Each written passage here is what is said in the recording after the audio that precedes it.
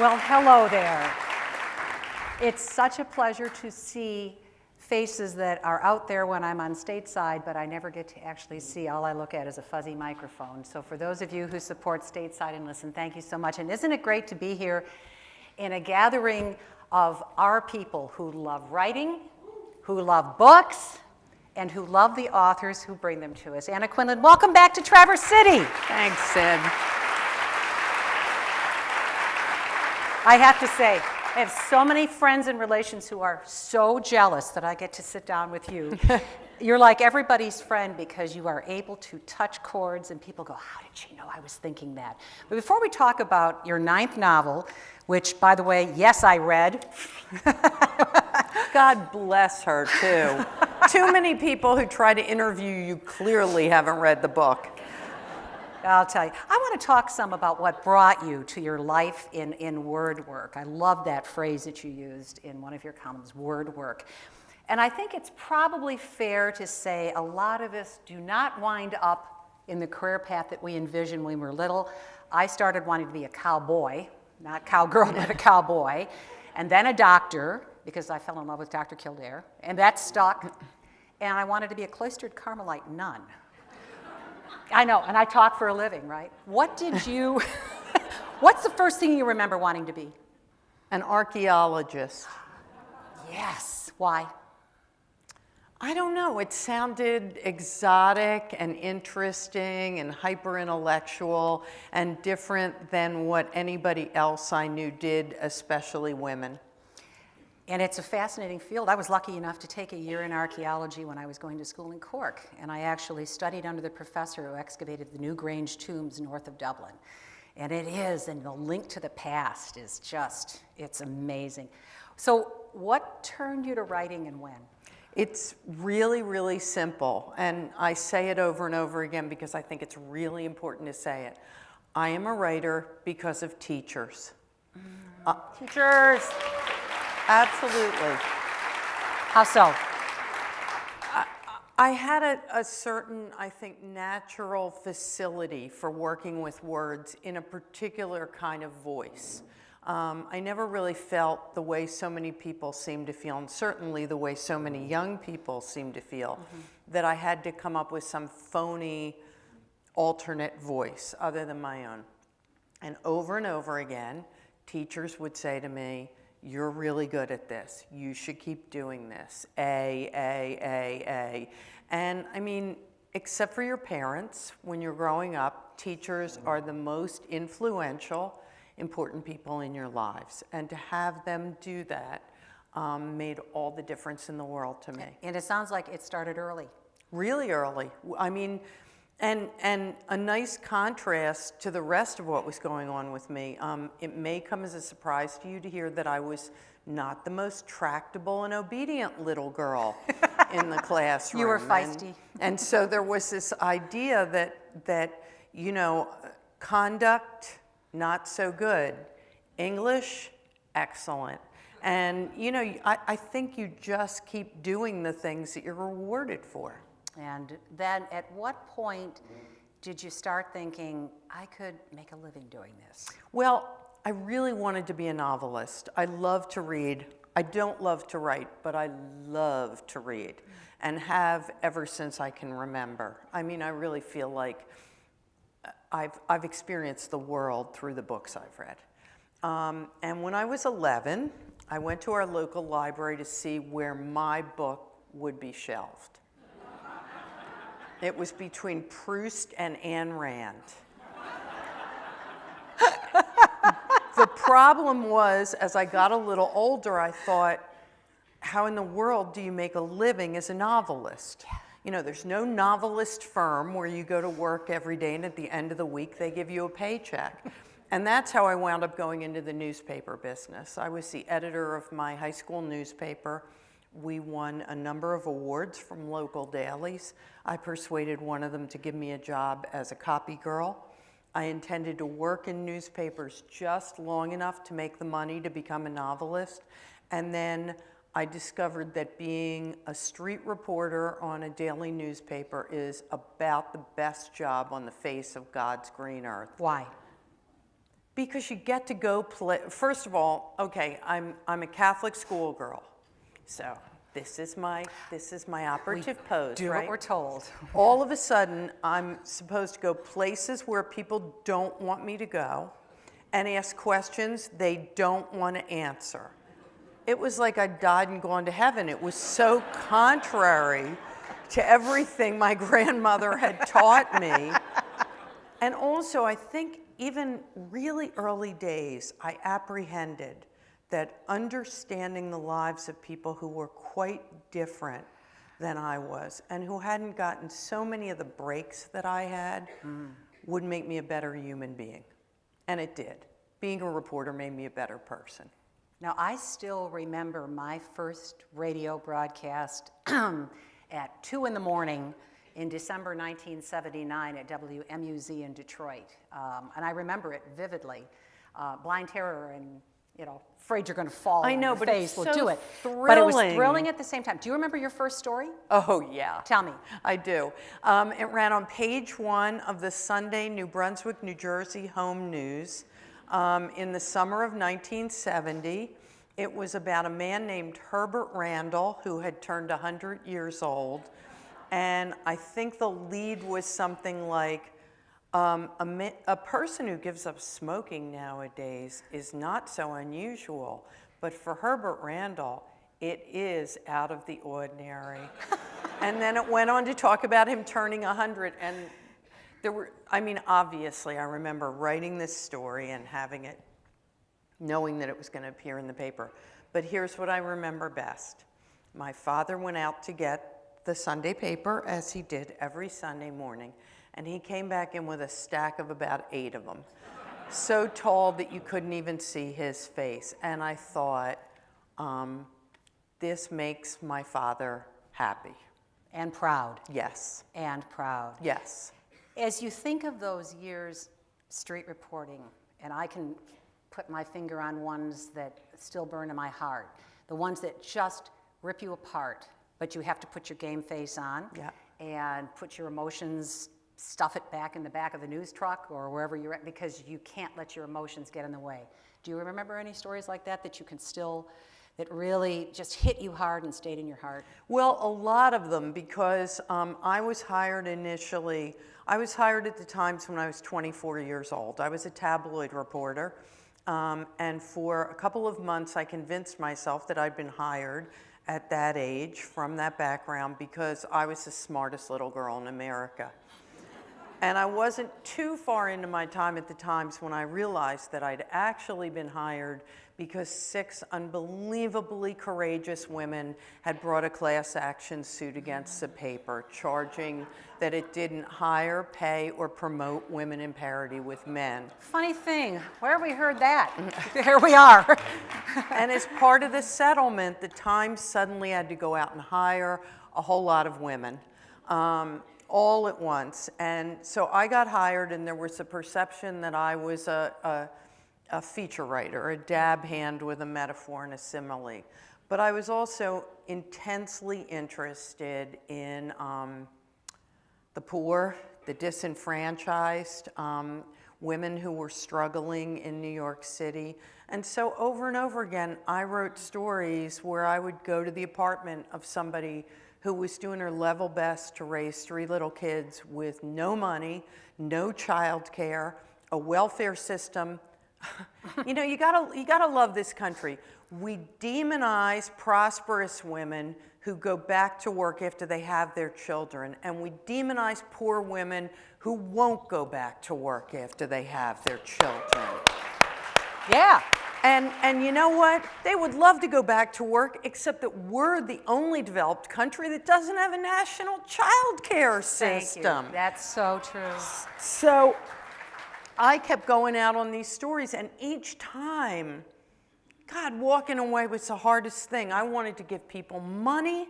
I wanted to make calls to help them out. I wanted to get them jobs. And making that distinction between writing the story and changing the story, it was a constant challenge not to try to intervene in the lives of the people I was writing about. Be an advocate for them. Yeah, exactly. And then is that how you started percolating ideas for stories, in a sense? Because you can give voice to these people through your stories. Absolutely. I mean, I don't care. I never wanted to cover the White House. I didn't care about, going abroad. I couldn't do that anyhow because my husband is an attorney whose work is very grounded in the United States. I wanted to be a street reporter covering the lives of people whose lives weren't often covered. I mean, I was really motivated by that H.L. Mencken quote about afflicting the comfortable and comforting the afflicted. When did the idea for your first novel, Object Lessons, when did that start percolating in your head? And how long did it take for you to take the plunge and go, all right, I'm going to write this? That sense of what I wanted to write about? Yep, and that you were at the point where you were going to write that first novel. Oh, the novel. The novel, yeah. Well, I always wanted to do that, and I was looking for the opportunity. Right. But first I was a street reporter, and that's demanding and draining. It's really demanding, and I would get home at night, and I had no will to do any more writing. And then I wrote a column called About New York, which again was demanding because I had to generate 2 columns a week. And then I was deputy Metro editor, and then in 2 years, I had 2 little boys back to back. I went in the second time and said to the executive editor, I'm pregnant, and he said, you did that last year. And oddly enough, I was deputy Metro editor when I had Quinn, and I went on a 6-month maternity leave, and immediately I got pregnant with Christopher again. Someone said, well, she is Catholic. And I said, if I were Catholic the way you meant that, I'd have 9 children by now. But at the end of that pregnancy, I actually quit my job at the Times because I just didn't feel like I felt like I was going to miss a lot of good stuff at home. And it was when I was about 3 or 4 months in, after Christopher was born, that I thought I can start working on a novel. And I started working on a novel then, and about 6 months in, I was offered the opportunity to create a weekly column in the New York Times called Life in the 30s, which basically was created just to sort of keep my hand in, and we didn't think anybody was going to read it, and then they did. People read it. And they read it. And they read so it. I wrote Object Lessons while I was doing Life in the 30s, and then we published it then, and I started One True Thing then, and finished it when I became an op-ed page columnist. That's a lot of spinning plates. Yeah, it was. A lot of spinning plates. It was a lot of spinning plates. Absolutely. What does writing novels allow you to do that you couldn't do when you were pounding the street and reporting stories? Well, there's 2 things. One is obvious. It's a much larger canvas. So that instead, it's usually about 85,000 words, whereas my columns were each about 800 words, and so were a lot of my general assignment stories. So it's a bigger canvas that can tell you more about the human condition. But the other thing is you can, perfect it is the wrong word, but what you know when you're out reporting a story is somewhere there is someone who would be absolutely emblematic of everything that you're trying to say in the story.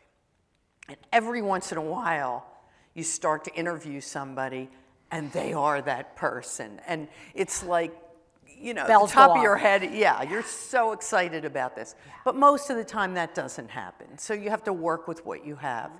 When you're writing a novel, the emblematic character can always be there because you're creating that person from the ground up. And those 2 things together give me an opportunity to say something broader and more global about the human condition than sometimes I was able to say in newspaper stories or columns. And speaking of saying something, having your voice, expressing your views and opinions, as a street reporter, when I was a TV reporter, and even what I do now, you're neutral. You're the conduit for your readers, conduit for your listeners or your viewers to the story. And opinion, my opinion and your opinion when you were reporting, that didn't enter into it. Was it hard to make that jump to say, I'm putting my voice out there. I don't care if they like it or not. My voice and my view. To get out of the habit of being the impartial, neutral person. Well, I'd done that as a columnist, but Even when you started with the column, though, was that hard? I had the best preparation for being an op-ed page columnist, I think, in history, which is, first I had one column about New York. It's not an opinion column. It's a reporting column. Right. You go out and find any weird, quirky little story in the city of New York, and you write it in an idiosyncratic style. So from that, I learned how to generate 2 columns a week and how to come up with ideas that are somewhat off the beaten path. Then I go on to write Life in the 30s, and for the first time, I'm using the first person singular. So that teaches me to put myself out there and to create a persona. The difference between columnists who really adhere to the public's sensibility and ones who don't is that there's a kind of a persona that you say to yourself, that Gail Collins, I really know her. She's a funny woman, but she's smarter. You know, I all over the map. So in Life in the 30s, I had to develop a persona, and I had to become comfortable with being somewhat revelatory. So I pull those 2 things together, and when I finally get on the op-ed page, You were ready. I know how to do it. I'm ready. The thing that was challenging was I was the 3rd woman to become a columnist on the Times op-ed page. My 2 predecessors, Flora Lewis and Anne O'Hare McCormick, both covered foreign affairs at a very different time than the time that I was writing in. And if you'd taken their bylines off their columns, there would have been nothing to tell you that they were female, nor did there need to be anything to tell you that they were female. But I got that column in 1990, and I was the only woman on the page.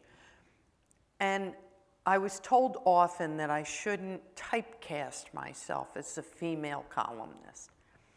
And over time, I began to think that I had a moral responsibility to carry the flag for the issues that were most important to women in America, whether it was reproductive rights or raising small kids or taking care of the poorest among us or schools and literacy. So I decided that instead of trying to avoid typecasting, I was going to be flagrantly female.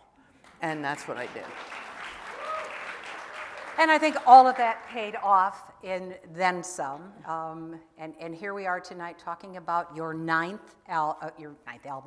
novel, Alternate Side. And we do promise everybody spoiler-free discussions here because we want you to discover the story for yourselves. But I know you said, I read an interview with you, you said, I always begin my novel with a theme. So tell us, what was your theme that jumped you into Alternate Side? Well, it's interesting because a lot of times you start with a theme, and then as the novel progresses, you realize that either that isn't the theme of the book or it's one of many themes. The genesis of this book is that my eldest son was reading Tom Wolfe's Bonfire of the Vanities a couple of years ago, which is a very fine, resonant, and memorable novel, but has been around for a while now.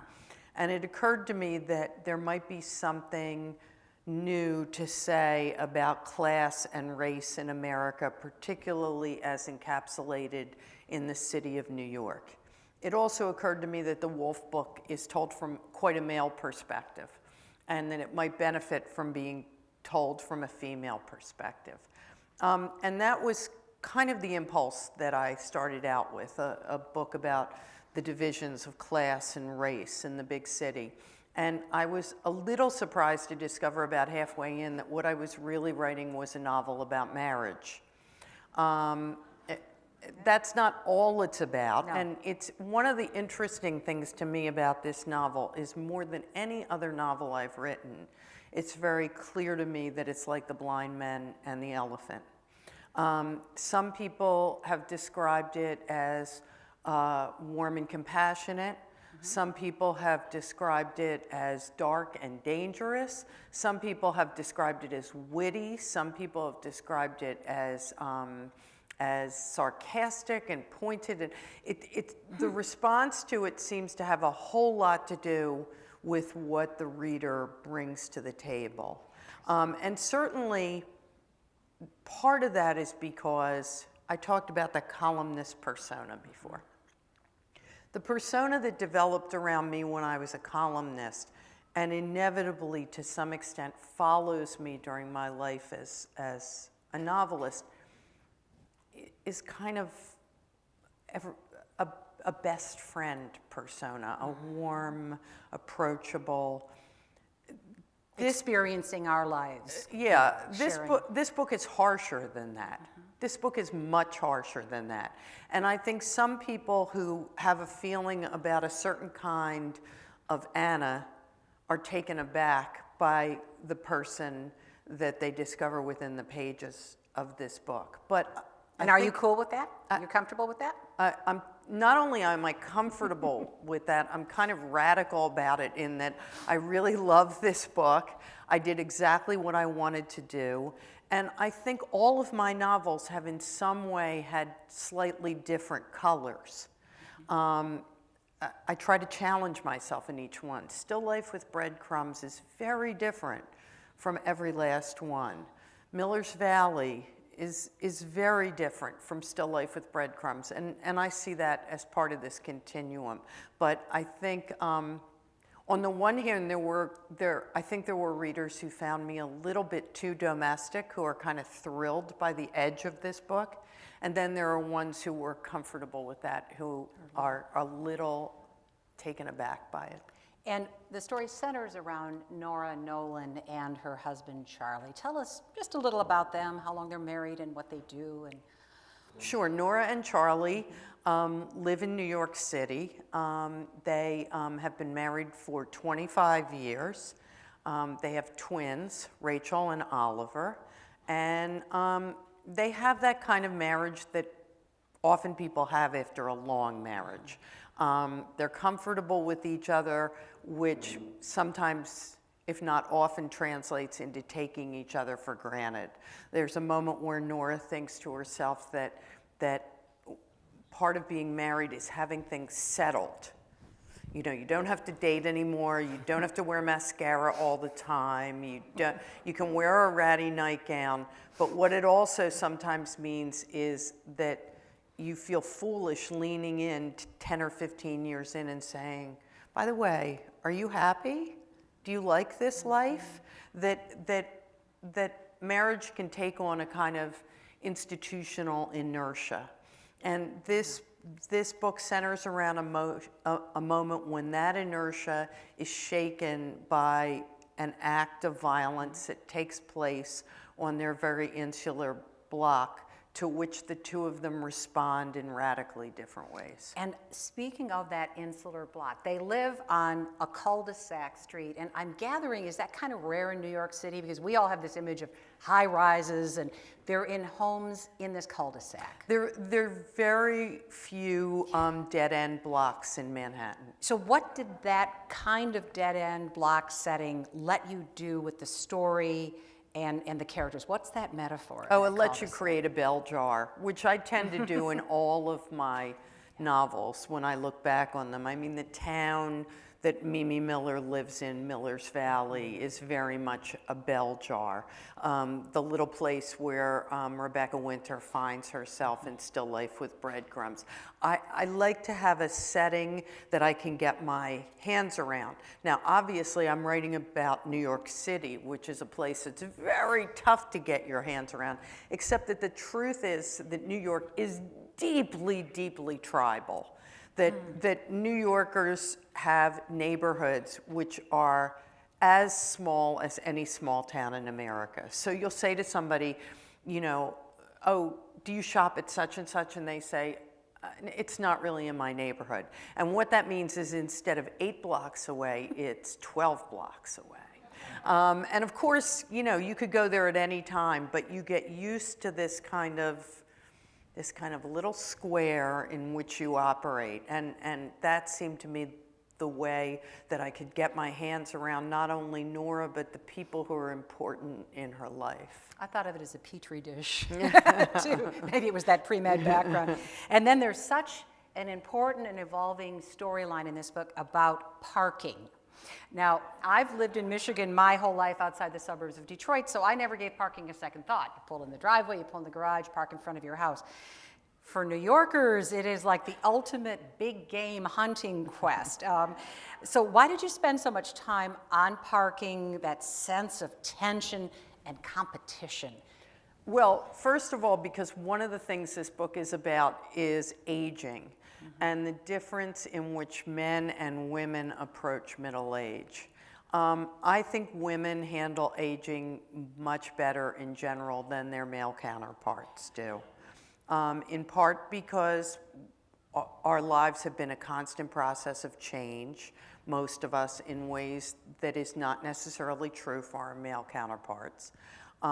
In part because we spent our whole lives gauging what people think of us and how they feel about us. And then we hit a juncture, which in my life was at about 50, where I woke up one day and said, I do not give a damn what anyone thinks about me. Oh, I'm jealous. It was so liberating, so liberating. Bottle that.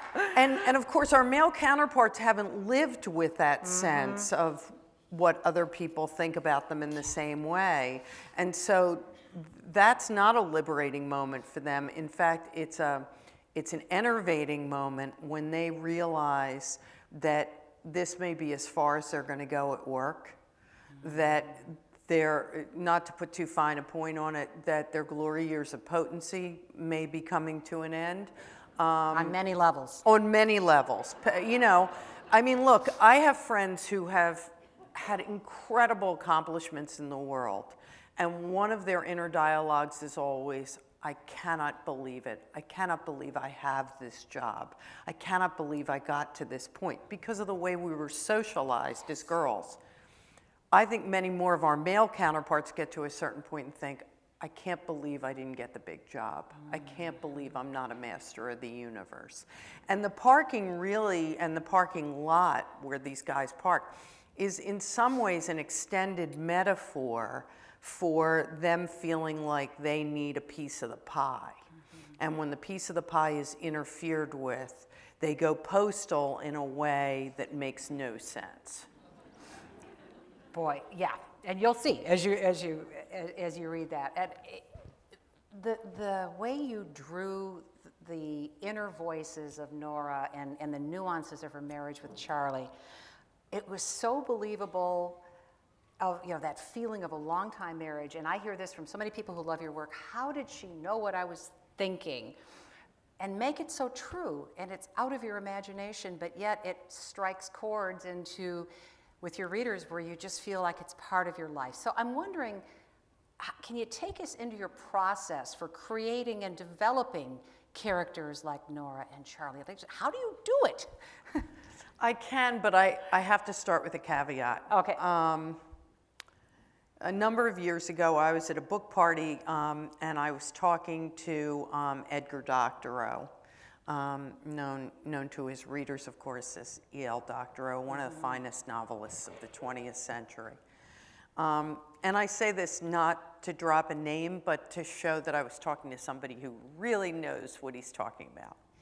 And he said, so what's up, Anna? And I said, well, I'm getting ready to go on book tour. And he sighed and said, oh, poor you. You'll have to go out there and pretend we know how we do what we do. Oh, I love that. And I was so thrilled because, like so many other things, and I'm trying not to think of this as particularly a woman thing, although I do. When I hit bumps in the road, or when I have what I think are idiosyncratic moments, I think it's just me. I mean, the great glory of reading is that it teaches you that nothing is just you.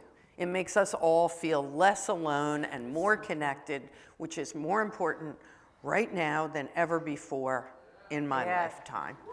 Please, yes. I will just add one thing to that. Beware the man who does not read, because he does not know.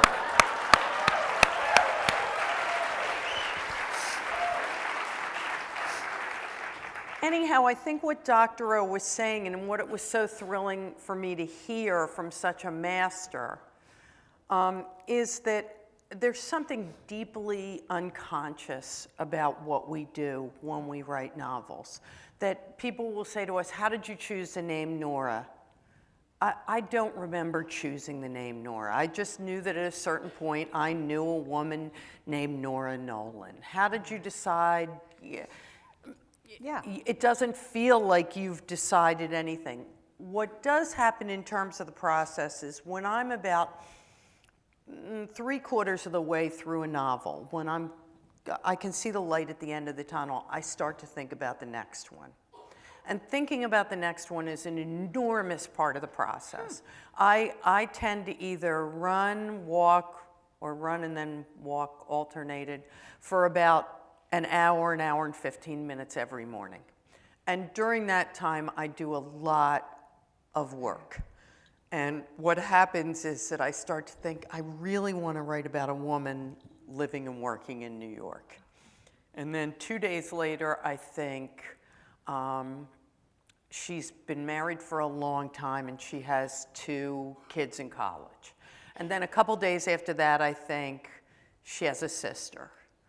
And 2 weeks, and each of those things builds on the other. So I know something about someone who has a younger sister that's different than when I'm writing about someone who's an only child, or who is the youngest and has 2 older brothers. So each of those things builds more of the characters. There's more bricks in the wall. And after about 5 or 6 months, during which time I finished the novel I'm working on, and I've begun the revisions, and finally broken the backs of them and handed the final manuscript in. It gets to the point where I know so much about this protagonist, who's almost always female, that I start to know stuff about her friends, her husband, her children, and I'm going to say this, but I think it makes me sound totally nutty. They start to talk to each other. Things start to happen. They start to have conversations. And that's the moment at which I have to sit down and start writing. Because it's been percolating. Yeah, and also because I'm going to lose it. I'm going to, if I don't, so that when I finally sit down and write the first chapter, it's usually pretty fast because I've been thinking about it for 5 or 6 months. It's kind of there. It's fast and it's relatively easy, which is fantastic because nothing is easy after that. And you said earlier, you don't like the writing. I don't like to write. Why? Because writing is not an exercise in putting words on the page. Writing is an exercise in confidence. Writing means sitting in front of a computer every day and saying, I have something distinctive to say and people should listen to me. And I think that's difficult for anybody. But again, I hate to whack away at this, but at least for a woman who grew up and was socialized at the time I was, the idea that you stand up on your hind legs and say, you should listen to me. I mean, I remember during the Anita Hill hearings, it's the only time I wrote 5 columns in a row on the same thing, because I tend to like a change-up pitch. And I think it was the second column, I sat down and the first sentence was, "Listen to me." And I just thought, yes, you should listen to me. But that's hard every day. It's hard to sit down and do it. It's hard not to have all the chatter in your head that's saying, well, this isn't very interesting. Well, this isn't very well written. Well, nobody's going to be interested in this. Well, this isn't as good as your last one. It's why I don't read reviews, because then there would just be more chatter, and I've got to keep it to a minimum. So success, which you've had, doesn't turn down that voice. Does it keep you on your toes, that inner voice? I don't know if it keeps me on my toes, and it is less powerful now than it was when I hadn't been doing this as long. I'm better at shutting it up than I was when I was working on my first or second novel. And it's also leavened by the voice of my editor. I've had the same book editor on all my books, which makes me a very lucky woman. The same book editor and the same publishing house. Tell us a little about what that means, that trust and that relationship or rapport with your editor. Well, no one else weighs in, because I don't give my work to anybody else. I give the first draft to my agent and my editor.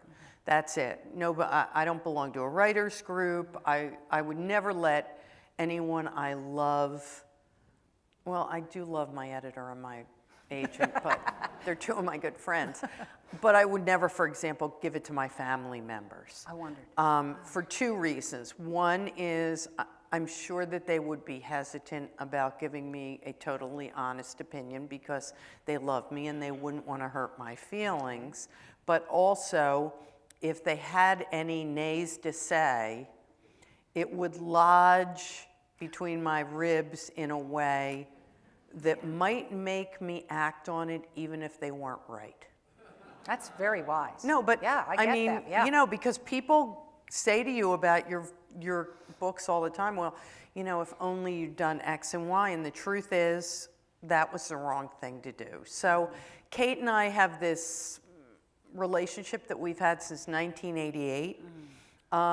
2 things at this point are very important. One is that she speaks fluent Quindlen at this point. And the other is that I hear her voice in my head a lot. So she sent me enough 20-page single-space memos over the years for me to be able to hear her. I'm tootling away and I hear her say, "You're losing track of the story." And I think to myself, oh, shut up, Kate. This is a beautiful descriptive paragraph. Everyone will love this. They will admire my prose here. And then one of 2 things happens. Either I keep hearing, "You're losing track of this story, you're losing track of this story," and eventually I go, oh, damn it, and I excise the paragraph. Or I keep it in, and then I get back the manuscript, and it says, "You're losing track of this story here." So she was right the first time when she was talking in your head. So it's really, it's a relationship of great trust and mutual respect. And in part, it's a relationship in which I say, "Kate, I know you want me to move this up, but I'm not going to do it. I don't think it works for the book." And she says, "Okay, then." And that comes with time. Yes. Time and a huge network of trust. Yes, and also what comes with time is my ability to say that. I mean, when I first got her edits on the first novel, which admittedly was a mess, but when I first got her edits, I felt like, I've got to do everything. She's a veteran, she knows, and little by little I understood what I had a handle on that she was not quite as sure-handed about, and what I always needed to listen to her about. As I read these scenes from their marriage or interactions that Nora may have with coworkers and that, I'm curious how much of your real life you harvest for your books, or do you keep up a firewall? I know when I was on the radio in Detroit, we were encouraged to talk about our lives. If anybody's from downstate, I was with Jim Harper for many years, and we would talk about our lives in the morning show. And he'd ask how my daughter's Irish dance competition went, and I would be thinking, oh boy, this is when she was in 9th or 10th grade. And I would carefully answer, and I'd see my phone light up with a text. Stop talking about me! Or something would happen at home, and somebody would look me in the eye and say, this better not be on the air tomorrow. Do you get that in your life, or, don't harvest this for your book? No, I got it all the time when I was writing Life in the 30s. I mean, one of the single best known sentences in any of my books happens to have been not written by me, but uttered by my husband, who said, could you get up and get me a beer and not write a column about it? John Bacon told me about that. Yeah, so, I mean, there was that sense. And frankly, the best thing about Life in the 30s, my last Life in the 30s column begins with the sentence, her name is Maria. And it was written, it actually was written as a space holder 2 days before she was born, and then the space holder held. Everything I put in it turned out to be correct, which was very eerie. But at that point, neither Quinn nor Christopher could read, and that was nothing but a good thing. When I was doing the op-ed page column, if I was going to write anything about any of the three of them, I let them see it first. But all novelists are writing out of their own experience. I mean, is it possible for me to write about what it means to be a parent without somehow using the emotional tenor that I have from being a mother? No. Is it possible for me to write about loss or marriage or love without using what I've learned about those things in my real life? No. But what happens is it becomes like sausage. Everything that you've done in your life gets ground up into a form that has nothing to do with your own life. So, every single protagonist in every novel I've written, except for Blessings, I guess, people have thought was me.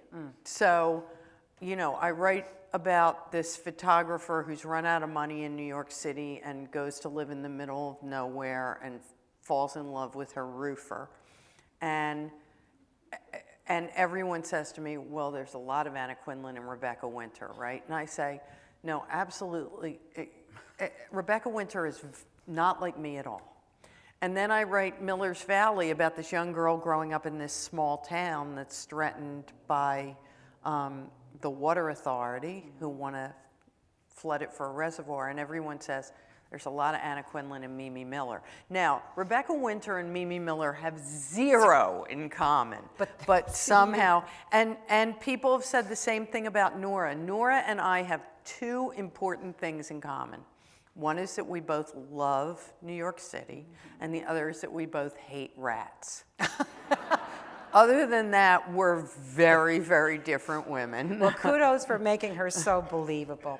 Something else that was so beautifully done in Alternate Side was exploring class and race, and particularly relevant at this point in our history, the position and the contributions of immigrants in our society. So tell us a little about Charity and Enrique, or Ricky, and what you hope that your readers would take away from this. Charity, man. She's the bomb. She is the bomb. Isn't she? Charity was their nanny when the twins were small and has morphed into their housekeeper. And she takes no prisoners. She's the Greek chorus in their lives. When Nora asks her if she's ever been married, she says, who needs that mess? And she's from Jamaica. She has, of course, two sisters named Faith and Hope, and a brother named Perseverance. But they all call him Vance instead. And along with Enrique, or Ricky, who is the guy who is the handyman who does jobs for everyone on the block, like, you need a new washer in the kitchen sink, or there's something wrong with the pipe that goes to the furnace, and who is also an immigrant. They are part of the shadow government of this block, those people who make the lives of the more prosperous possible, which of course exists not only among people in New York City who have people they hire to take care of their kids or take care of their houses, but in this entire country. I mean, if we send immigrants home, there will be no one to care for our old people in this country. If we send immigrants home, there will be no nurses' aides. There will be nobody cleaning hotel rooms. And by the way, there will be no first-tier people working in Silicon Valley or in our hospitals as doctors. I am the granddaughter of Italian immigrants. They did not come here to speak perfect English. They did not come here to melt into the melting pot. They lived in an Italian ghetto in South Philadelphia. They came here so that their daughter could live in a more heterogeneous neighborhood. And they came here not speaking English so that their granddaughter could write for the New York Times. There you go.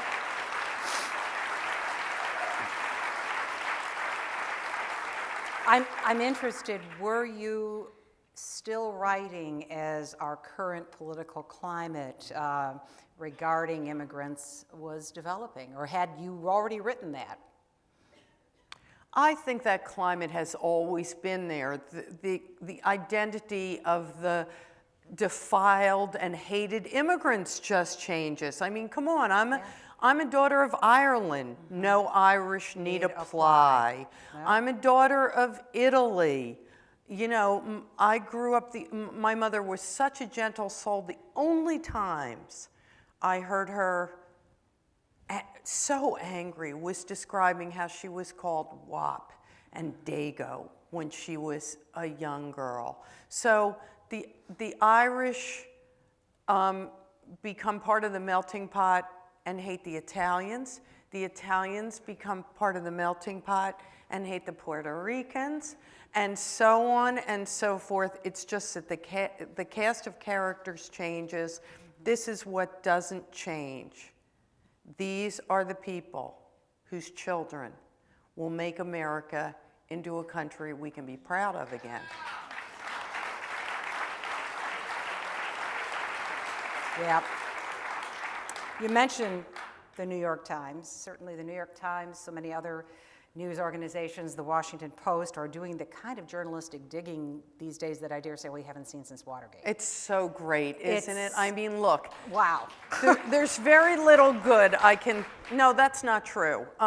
Cecile Richards, who's the president of Planned Parenthood, and I am currently chairing the search committee looking for someone to succeed her, a big job, at Planned Parenthood. Cecile said not long ago to a group of our supporters, it's true, in the words of Charles Dickens, it is the best of times and the worst of times. Yes. And the truth of the matter is, when I look at the Women's March, the first Women's March and the second Women's March and the hundreds of thousands of people around this country, and when I look at those teenagers in Florida and what they made happen yesterday,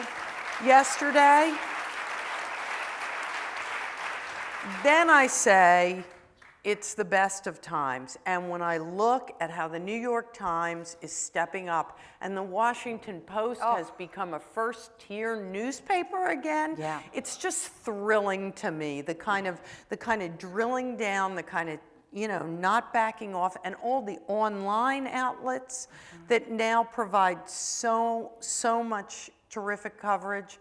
I say that's the best of times. We all know what the worst of times is. Well, daily they're under attack. Daily they're under attack. Right.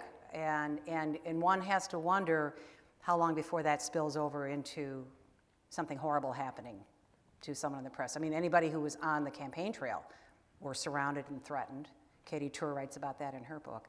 And you just wonder, where is this going to go? That's not my primary worry at this point. My primary worry has been the same from the morning after election night, and that is I want to live. I want my grandson to grow up in a country at peace. And I am afraid of the kind of person who has the kind of personality that suggests that war would make him as happy as a clam. I agree. When you think of newspapers, the business of newspapers, they're under siege. We just saw the painful round of layoffs at the Denver Post and the Chicago Tribune, and your Newsweek magazine is having a very hard time. What kind of future do you see for these young people, the kind that we saw marching yesterday, who have this hope of becoming journalists? You know, I'm not going to get hung up on form. I'm not going to get hung up on form because the form, again, has changed and morphed over the centuries that we've been telling stories. People need stories, and they know that they need stories. They used to need stories sitting around fires and telling them aloud. And then they needed stories by writing them down on clay tablets. And the forms have changed and morphed, and I think that will continue. So will we be getting more and more of our news online? Perhaps.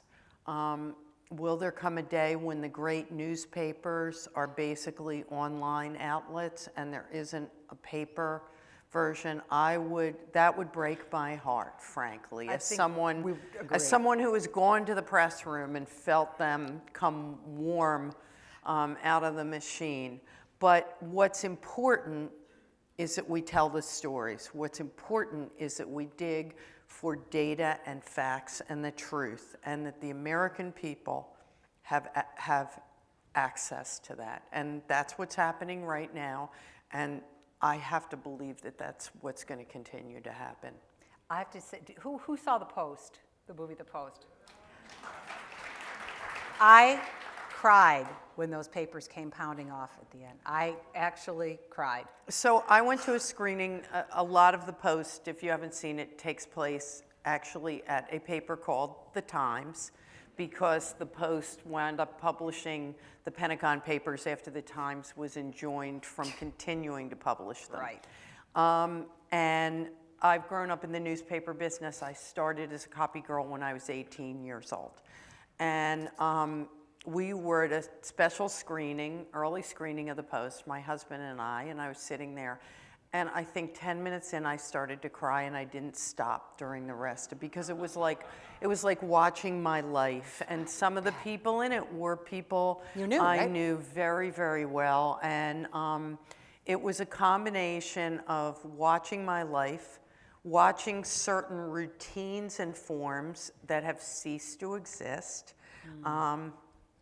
Typewriters, for example, watching those people and being so unbelievably proud to have been part of it. I mean, I am prouder of having been a newspaper reporter than of anything.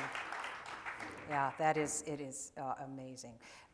New York City, I have to ask you, because we exchanged some Q&A things in email before this, and you talked about your overweening love of New York, and certainly New York is an important character in Alternate Side. What is it about this city that you said, when my ashes get scattered, it will be in the Hudson River? Tell me what it is about New York that grabbed you. You know, it's almost like some weird thing being in sync. I feel like my metabolism and the city's metabolism are the same thing. That if you hooked both of us up to an EKG, you'd get the same wave pattern. It's invaluable for somebody whose stock and trade is understanding human beings. Got lots of them to study. Exactly. I mean, you know, I get a lot of work done during the summers when I live in our house in Pennsylvania, which is kind of in a semi-rural area, and you know, I walk around the pond in the morning, and then I think, well, damn, I'm so bored, I guess I'll write something. and I do get a lot done, and there are many fewer distractions, but I couldn't live there full time because the amount of observation I can do of human beings is just, in the city, is just nonpareil. I just love it. I like, you know, I like kind of everything about it. How have you evolved, do you think, as a storyteller since the first novel? So this is number 9? I'm less afraid. Less afraid. I'm less afraid. Yeah. I mean, there are things that I do in this book and ways in which I tell the story and stylistic tropes that I was a more conventional novelist when I started. I was conventional in terms, not so much in terms of style, because my style, I mean, the writer's voice I have has been pretty consistent for a long period of time. But in terms of form, in terms of how the story unspooled. And as time went by, I got a little bit more away from that. And I felt most excited about it when I did Still Life with Breadcrumbs, because I did this kind of omniscient narrator that said and did things that I had never really thought you could have the narrator do. And suddenly I thought, well, I can do whatever I want. I guess it's that feeling. Yeah. I can do whatever I want. I can say whatever I want. There's a fearlessness that you develop over time, and not to put too fine a point on it, there's a fearlessness that you can develop if you've found an audience. Mm-hmm. And my books have found an audience, yeah. And that gives me that launch pad from which to have that kind of confidence. Now, we're going to get ready for your questions, so I'll do one last one, and then we'll bring the house lights up, and it'll be your chance to ask Anna some questions. How do you and other writers view the National Writers Series, what we are doing right here, in terms of what it's doing to support books and support writers? Oh, it's so great. I mean, look, most of the time, we're in a little room by ourselves, writing and looking at this and thinking, is anybody reading this? It's as though you're having a conversation, but there's no one on the other end. And to be able to come out and have that conversation and understand that you were speaking with someone, that there really was someone on the other end of that phone, it's kind of thrilling. And honestly, you know, a night like tonight, when there's so many readers, when there's so many people who take the trouble to come out, you kind of live on that. I mean, it's so funny because I hope you won't be insulted, but the first time I came here, which was a number of years ago, I get this schedule and it says, okay, and now you're going to Traverse City, Michigan. And I went, where the hell is Traverse City, Michigan? And my publicist at Random House was like, you should go and do this. This is a really good event. You know, you'll do this on stage conversation. It'll really be great, and a lot of people come out. So I come, I do this, and then I go back, and I'm like an evangelist. and I'm talking to my friend Harlan Coben, and I go, dude, I'm going to tell them to invite you to Traverse City. And he goes, I've already been to Traverse City. Isn't it the greatest? Didn't you have the best time there? And I get my friend Beth Macy on the phone, and I'm like, Beth, I'm going to tell them to ask you to come to Traverse City. And she goes, I've been to Traverse City. And I got snowed in for 2 days, and it was fantastic. So I think that all of us in this business treasure readers, and we treasure places that treasure writers. And this is near the top, at or near the top of the list. Well, there we go.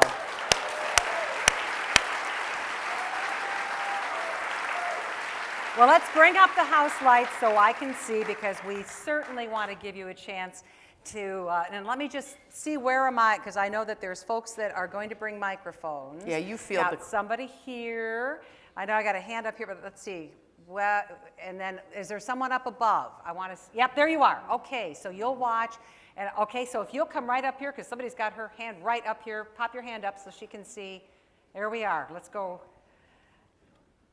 Well, first I want to introduce myself. I'm Susan, because you've been my friend for a long time, Anna. But I used to read your column and George's column, your column and George's column.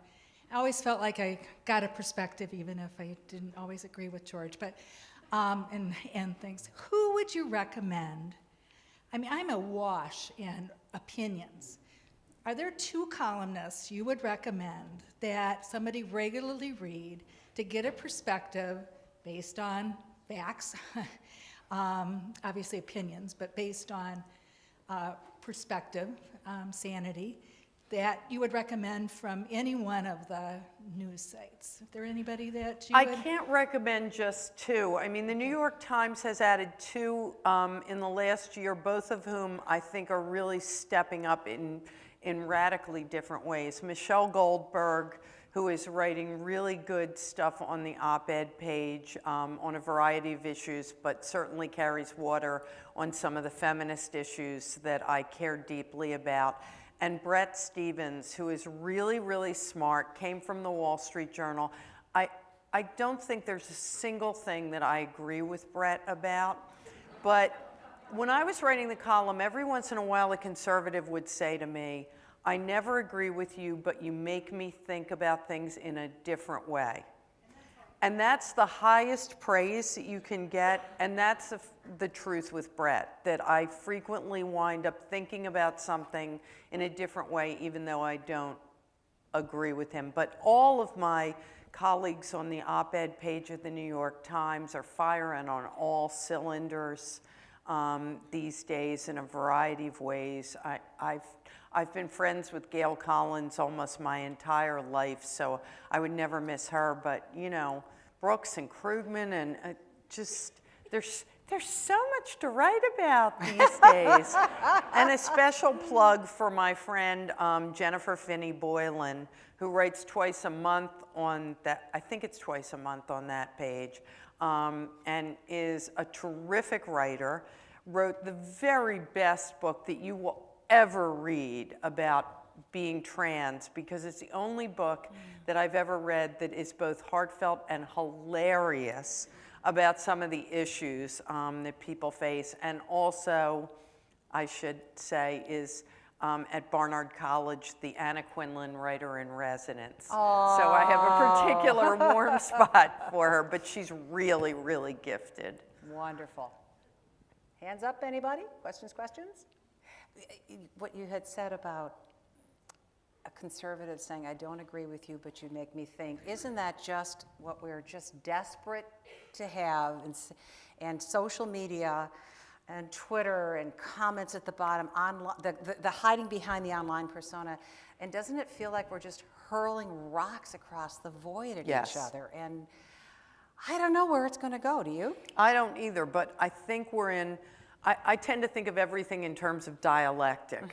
So I think the thesis was when we didn't have any of this online stuff. And the antithesis is where we have a million different venues and we don't know what to do with them. And I've got to assume that at a certain point we will reach a synthesis, but it isn't coming anytime soon. No. Do we have questions? Oh, come on. Here we go. Hi, I'm Jennifer.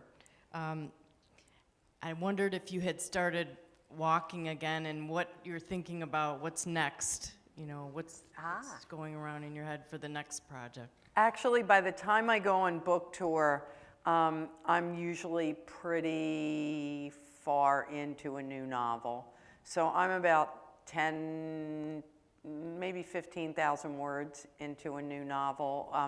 You know, this one was, people think we finish books and then like magically they're books, but that's not how it works. It takes many, many months to come up with the right typesetting and the jacket and so on and so forth. And so this book was locked in July, which meant I couldn't really do anything to it. It was completely done.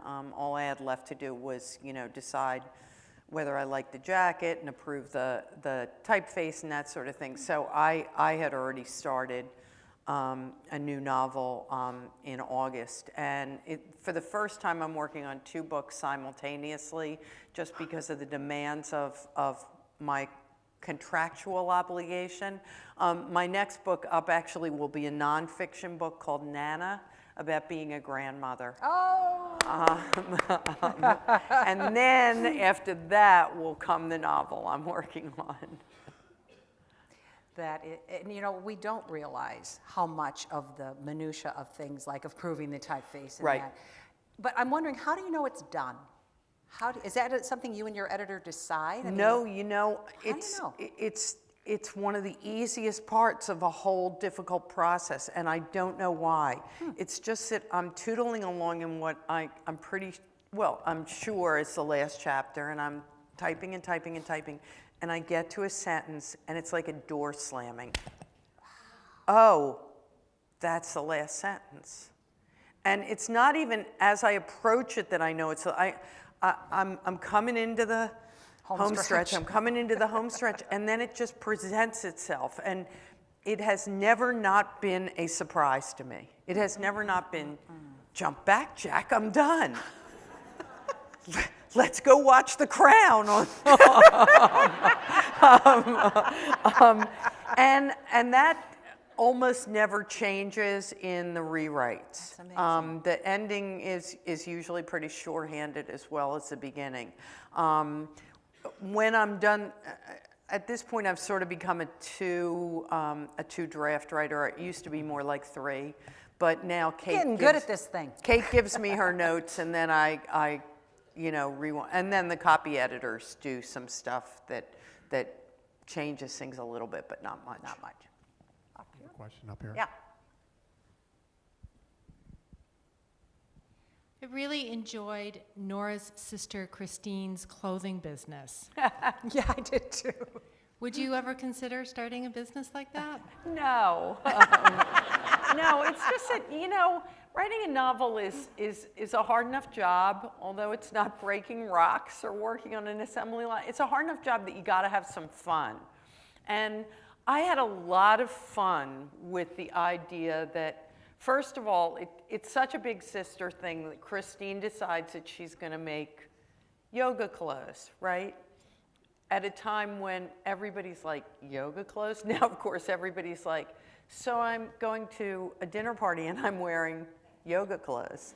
And second of all, just the idea that she would have this gimmick of having little quotes inside them. I just had so much fun with writing. The two things that I had the most fun with were writing about Christine's business and writing about Phil, the faux homeless. Oh, I love Phil. Man. Yeah. Love the faux homeless Yeah, I man. really liked him a lot. All right. Yes, right up here. You have to, we got a microphone coming. Sorry, to you, you've right? got to wait for the. Well, but the people in the back They won't can't get hear you. it. Yeah. Hi, I'm Kathy. You write about some pretty tough subjects, actually. Black and Blue and death of a mother of cancer. Some of those books are hard for me to start out and read. How do you do that, and where does that compassion come from? Well, I think much as we would like not to think so, most of us live with really tough subjects all the time. A lot of us live with aged and ailing parents.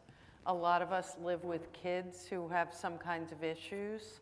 I just think they're the stuff that real life is made out of. And again, I do think the most powerful thing that reading can do, and certainly the thing it's done for me my whole life, is to make us feel less alone. One of the things that happens when you have something really go wrong in your life is there's that tendency to think, I'm the only one. I'm the only one who's ever suffered like this. I'm the only one this has ever happened to. And to read a book and think, I am not alone. I am not the only one.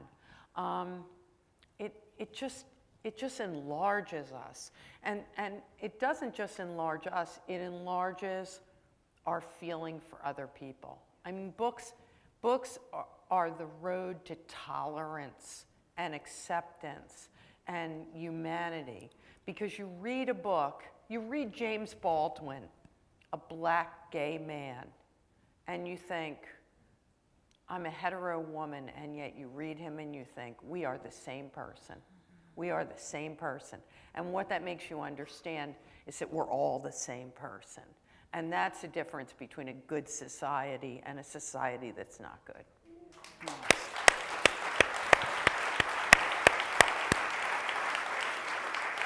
Can we have a microphone up here? Can we have a microphone up mic? here? He's right here. There we go. We might hear you, but the folks behind you won't. Especially up there. That's right. So besides E.L. Doctorow and maybe James Baldwin, what American writers are your favorite? What writers influenced your development as a writer, a novelist? The writer who is most responsible for my development, both as a reader and as a writer, is Charles Dickens, who has always been my favorite. From the time I was really young and couldn't understand Why do you half think of that is? what he was doing. I wanted to ask you about that. What Well, was it about Dickens? Well, Dickens does something that I realized much later on I wanted to do, which is he brings together a rip-roaring yarn of a story about people you come to really feel like you know and care about with a social conscience. Yes. So, you know, Little Dorrit is a novel about the debtor prison system, but it never feels like a novel about the debtor prison system. And so there's that sort of almost effortless ability to make you understand an enormous social issue and an enormous social ill at the same time that you're utterly sucked in by the story. So Dickens was huge for me. Jane Austen was an enormous influence on me simply because she was female and because, you know, not only because she was a female, because she taught me something about being a woman writer that has been invaluable as the years have gone on, which is the tendency to denigrate the things that women write about, or as some people like to call it, chick lit.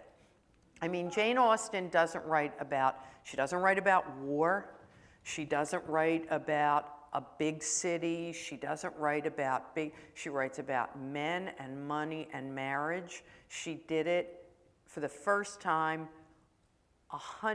220 years ago, and her books have never been out of print since then. And Elizabeth Bennet is as alive in the world today as she was when she was invented at the end of the 18th century. That's a remarkable accomplishment for anybody, but for a young woman who wanted to be a writer, it was huge. So was, reading Little Women. Here's the thing about Little Women. Jo wants to be a writer. Everybody in her family says, Jo's a writer. Jo becomes a writer. For a girl who wanted to be a writer, that was astonishing. But I love Edith Wharton, Faulkner, Tolstoy, Ford Madox Ford, and Theodore Dreiser, who have fallen out of fashion and shouldn't have. If there's a better novel, an American novel in the 20th century than Main Street, I'd like to read it. And then Contemporaries, Alice McDermott is probably the Jane Austen of my generation. She's a remarkable novelist. Amy Bloom, I think is fantastic. Don DeLillo, Russell Banks, Philip Roth, of course, should have won the Nobel years ago.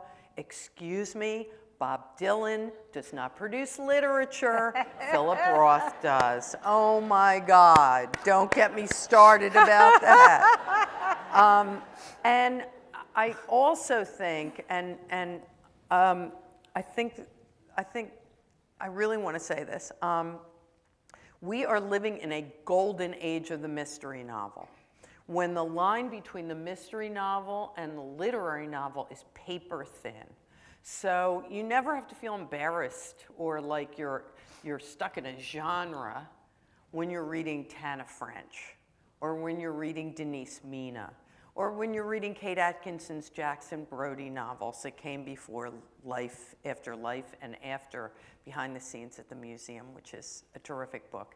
There's just so many mystery novelists out there. Or the late, great Elmore Leonard. My God, have I ever laughed so hard at anything as I laughed at Elmore Leonard? So there's so much great work being produced out there. It's kind of thrilling to be part of it all. Well, it is thrilling that we got to spend this time with you here, and we're glad you found your way back to Michigan and back to Traverse City Thank to you share so alternate much. side with everyone. Thank Anna, you thank so you much. so much.